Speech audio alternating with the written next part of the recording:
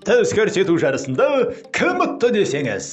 Бәрі ұтты, бірақ солардың ішінде қатты көзге түскен өзіміздің Мадина Садвақасова ханымымыз. Жақында қазақстандық танымал актриса, тележүргізуші, продюсер және кәсіпкер Баян Алагөзова 50 жасқа толған мерейтойын атап өтті. Мерекелік шараға түрлі жұлдыздар қатысты.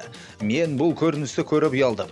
Мақтан тұтып жүрген төсін ашқан қазақи әншілер осылай жүрсе, осыны көрген жас бойжеткендеріміз не болмақ? Сонымен қатар ресейлік әнші Валерий Меладзе өмірінде бұндай төс вакханалиясын көріп көзі айналып кеткен шығар.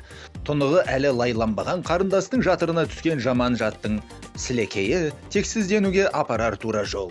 Түсінген адамға біздің байлығымыз мұнай мен темір, газ бен көмір емес. Қаны бұзылмаған, жатыры лайланбаған қазақтың арлы қызы. Арсыздық белең алып, ары саудаға салынып жатқан 200-ді заманда қарындасына ие бол. Қазақ асыл жарын қыздай алған, себебі оның жатырына алғаш түсетін мәни тамшының маңызының зор екенін атам қазақ, атам заманнан 5 саусағындай білген.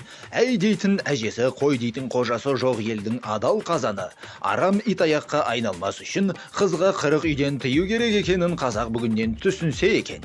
Желі қолданушылары былай деп жазуда: кеше емшек көрсету кеше болғанда, бәрінікі сен тұр, мен айтайын деп тұр ғой. Лейла мен Айгүл Мекейдегі ең скромныйын көрінгені. Сонымен емшек жарысында кім ұтып алды гран-приді? Іш киімді шатастырып сыртынан киіп алған-ау дейм. Емшектер сайысы ма? Бәрін төстеріңді сыртқа шығарып, әлде стиль сондай болсын деді ма?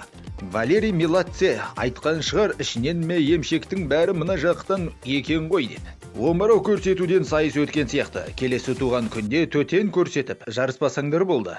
Баян ханым көкіректеріңді жартылай ашық тұратын көйлек киіп киіңдер деп бұйырған-ау. Негізі әйел адам күйеуінің бет пердесі, мына көйлекті киюге Олжас қалай рұқсат берді екен деп соған таңғалып отырмын. Ренжіме айналайын, бірақ порно звездалардың киіміне ұқсайды екен мына көйлегін.